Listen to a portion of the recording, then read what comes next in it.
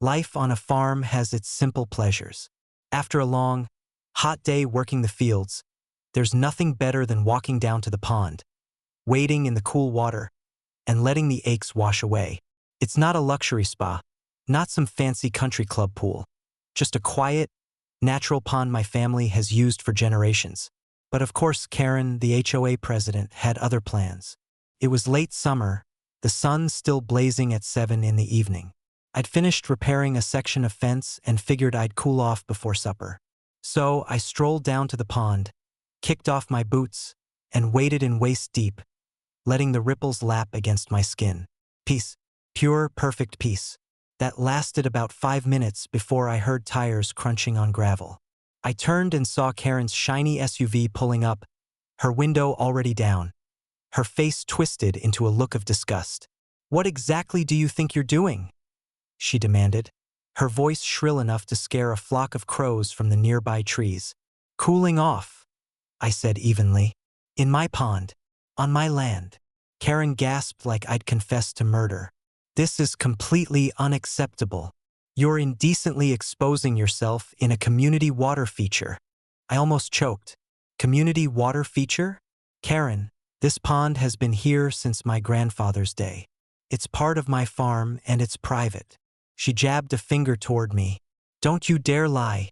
All bodies of water in the neighborhood fall under HOA oversight. It's in the bylaws." I chuckled, shaking my head. "Except this pond isn't in your neighborhood. It's on my property, and I'll swim in it whenever I damn well please." Karen's face went red. "Then you'll face the consequences." The next morning, I found an envelope taped to my mailbox.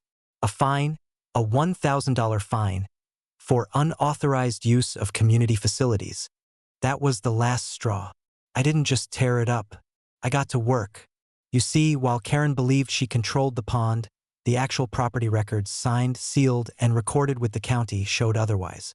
The pond sat squarely within my deeded land. And better yet, I had legal access rights that allowed me to enforce trespassing penalties on anyone who entered without permission. So I wrote up my own notice. Clear, professional, and stamped by my lawyer for good measure. Notice: the HOA and its members are hereby fined $5,000 for unauthorized entry and attempted enforcement on private land. Payment expected within 30 days. Then I hand-delivered it to Karen's doorstep. The look on her face when she opened the door was priceless. She snatched the paper, read it, and then laughed in disbelief. "You can't fine us. That's absurd." "Really?" I said, smiling. "Because your fine to me was equally absurd.